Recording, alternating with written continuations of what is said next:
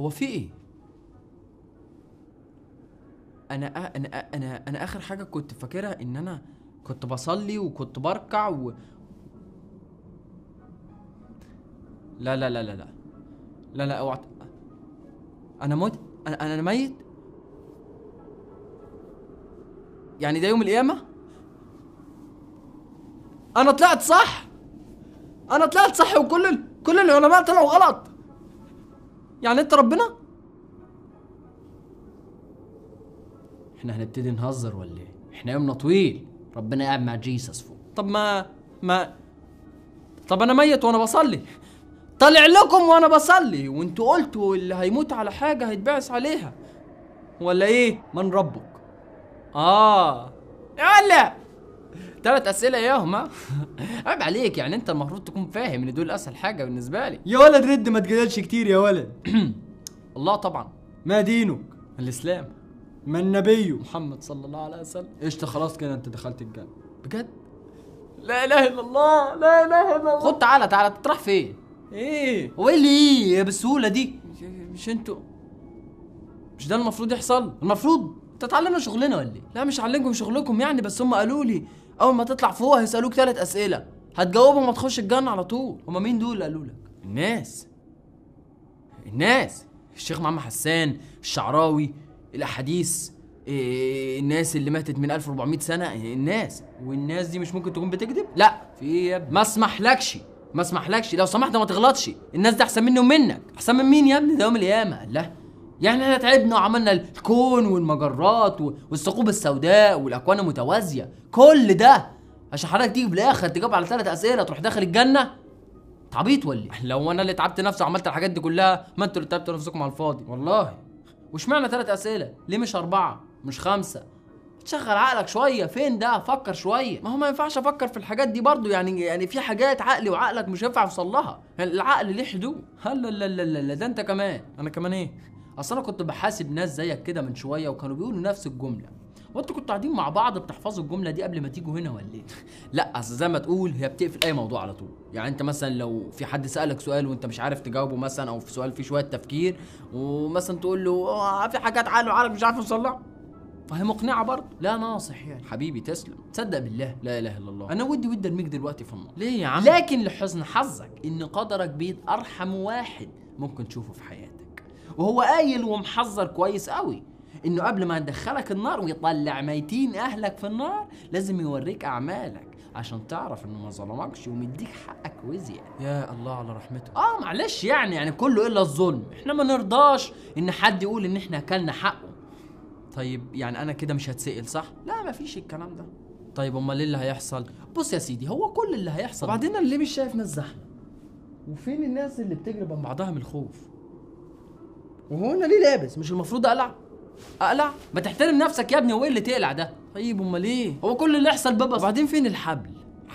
الحبل ايه ده؟ الحبل اللي هو بيبقى حد من السيف وارفع من الشعره ده، اللي هنجري عليه زي الحصينه ده. حبل وحصتي ايه يا ابني وانت داخل سيرك؟ هو كل اللي هيحصل ببساطه ان كل واحد هيتحاسب بالعدل، كل واحد هياخد حقه. يابا احنا ما بنظلمش حد. طب طالما كده بقى يبقى اسمح لي اخش الجنه. يعني المفروض انا طالع لكم وانا بصلي، انا مش عارف ليه انت واخدها كانها حاجه عاديه. دي خلي بالك مش اي حد يعملها، دي خلي بالك فيها غدوه مع حبيبنا. دي طالع لنا بتصلي ايه وغدوه ايه؟ وحبيبنا مين ده؟ حبيبنا يا عم اللي نزلت عليه الوحي. احنا نزلنا عليه الوحي؟ وحي ايه ده؟ ايوه نزلتوه عليه حبيبنا اللي طلع لكم هنا على بغلة علشان يفاصل معاكم على الفروض اللي هنصليها كل يوم، وبدل ما كانوا 50 خلصتوا له على 5. ايه ده؟ انا عمري ما فوتت منهم فرض، ولا عمري فطرت يوم في رمضان، ولا مديت ايدي على فلوس حرام حتى اسأل كده. ها يلا اسأل مين؟ ايدي يا عم. ايدك؟ مش المفروض تشهد اذا كنت انا سرقت ولا لا؟ يلا طالما انت مش متأكد يلا اسألها. ده شكله عبيط فعلا. جبريل بقول لك في واحد هنا، ايوه اللي واقف قدامي ده، بقول لك ينفع ندخله الجنه بدون حساب؟ لا مش تحت بند انه عمل حاجه كويسه، بس ممكن تحت بند انه تعبان في عقله. ماشي خلاص. بقول لك مش هينفع. يعني ايه ما ينفعش يعني؟ يا عم اهدى، العمليه بسيطه، انت معقدها قوي ليه كده؟ هو كل اللي يحصل ببساطه شديده انت هتقول لي ايه اللي انت عملته في حياتك تستحق عشانه انك تخش الجنه. اي نعم احنا اوريدي عارفين كل حاجه، بس بصراحه يعني ربنا بيحب يشوف الحاجات اللي هو كاتبها بنفسه وهي بتتحقق قدامه. ايه يا عم بهزر معاك، انا احنا فعلا اوريدي عارفين كل حاجه، بس عشان ما تجيش بقى تعيط بقى وتقول لي سامحني ورجعني وهبقى كويس ويا ليتني كنت ترابه ومش عارف ايه، وانت عارف النهارده لسه في ضغط شغل، اليوم طويل. طيب ماشي، اذا كان كده بقى ما فيش اكتر من الحاجات اللي انا عملتها عشان اخش الجنه. طيب اتفضل قول. مثلا انا قلت لا اله الا الله. اتفضل قول. ما انا قلت لك قلت لا اله الا الله. مش فاهم اعمل لك ايه يعني؟ لا اله الا الله دي تدخلني الجنه معروفه يعني. يعني ده احد اهم اعمالك في الحياه اللي انت شايف انه المفروض عشان تخش الجنه. تكاوى. جبريل بقول لك ايه؟ لا اله الا الله. هو ايه اللي ايه؟ بقول لك لا اله الا الله. دخلني الجنه. انت عبيط يا ابني ولا ايه؟ شوف، طب ما انتوا اللي قلتوا كده، من قال لا اله الا الله دخل الجنه. انتوا قلتوا كده يا ابني. انت سمعتنا بنقول حاجه؟ ربنا نزل لك وقعد معاك وقال لك قول بس لا اله الا الله ادخلك الجنه؟ لا بس امال ايه بقى؟ بس والله العظيم في حديث انا قريته بيقول كده، وانت ايش عرف دين امك الكلام اللي انت قريته ده احنا اللي كاتبينه؟ ما هو حديث صحيح. نعم حديث صحيح رواه البخاري ومسلم، صحيح. يعني عشان حد قال انه صحيح يبقى صحيح وحقيقي. طب دور على حاجه تانية طيب عشان ما ازعلكش. دور على حاجه تانية عشان تخش الجنه. الجنه يا ابني يعني خمره، نسوان، سكر، غلمان، عشان لو ليك ميول يقول بس ده مش حرام. لا ما هنا بقى مفيش حاجه اسمها حرام. امال ايه بقى اللي غضبانين عليهم؟ ربنا بيتهز عرشه لو حد عمل كده وقلبتوا القريه بيهم ومش عارف ايه. يا عم انا عملت حاجه؟ امال ايه بقى؟ انت شفتني عملت حاجه؟ بس ده ربنا اللي عمل كده، ورغم ان دي ميول طبيعيه فيكم هو اللي خلقها فيكم، بس ليه حكمته برضه. بس انا حاسس بيك برضه، انت عارف يعني رغم ان الواحد عايش هنا الا انه بيشوف حاجات غريبه والله. ده حتى في مره زعل منكم عشان ما كنتوش بتسمعوا كلامه، راح مغرقكم كلكم، مغرق الكوكب كله. شوف يا اخي زعله بيعمل ايه. جيت انا والواد ابو عزرا بقى بعدها قعدنا نقول له يا حاج اهدى شويه، يا حاج اهدى شويه، دول شويه بشر برضه تافهين مهما كان، لو عايز تصلح بالهم هتصلحهم وتهديهم، يعني ما انت كده بتضيع ولو على واحد منهم بس فرصه التوبه. مرضيش، بس زي ما قلت لك برضه ليه حكمته يعني في المواضيع دي. المهم يلا قول حاجه تانية عشان ادخلك الجنه، حاجه تستحق بيها انك تخش الجنه. طيب انا مسلم. يا اهلا وسهلا. هو ايه اللي اهلا وسهلا؟ بقول لك انا مسلم. ايوه اعمل لك ايه يعني؟ تعمل لي ايه؟ مش المسلمين بيخش الجنه يا ابني؟ انت هتشلني ليه؟ مسلمين ايه وزفت ايه على الصبح يا ابني؟ انت اتولدت لقيت نفسك مسلم عشان ابوك وامك اتولدوا لقوا نفسهم مسلمين، عشان جدك وجدتك اتولدوا لقوا نفسهم مسلمين. يعني انت في ايه بقى في الدايره دي كلها تستحقوا بيه انكم تتكافئوا عليه يا ابني؟ ما تخنقناش ولا حتى تعلي درجتي في الجنه. طيب خلاص. طب انا مره شفت واحد، استغفر الله العظيم، يعني استغفر الله العظيم، كان بيرسم كاريكاتير عن النبي، استغفر الله العظيم يعني، فانا ما سكتلوش، قتلته على طول. شوف يعني كله عشان ننول رضاكم مش اكتر. لا هتنولوا يا راجل. علماء ايه ومفكرين، يا ريت الناس كلها تبقى زيك. انا عارف يا اخي يلعن دين امك يا اخي. طب امي مالها طيب حضرتك يا ابني؟ دي حاجات كلها بتثبت انك غبي ومتخلف ومتعصب وجاهل، دي حاجات بتثبت انك ما تستحقش الجنه. طيب اتفضل. انا كنت حافظ القران كله، قول لي بقى انا كنت قاعد 9 سنين احفظ فيه على الفاضي. طيب ده ايه اهميته في الكون؟ يعني انت افدتنا احنا بايه؟ ما طب افدت نفسك بايه؟ طب افدت غيرك بايه؟ ما هو انت يا اما فعلا مقتنع ان حفظك لكام كلمه عن العذاب والنكاح مكتوبين على جلد معيز شيء. جلد معيز؟ ايوه كانوا مكتوبين على جلد معيز، وما انت كانوا فاكر مكتوبين على كشكول 40 ورقه ولا ايه؟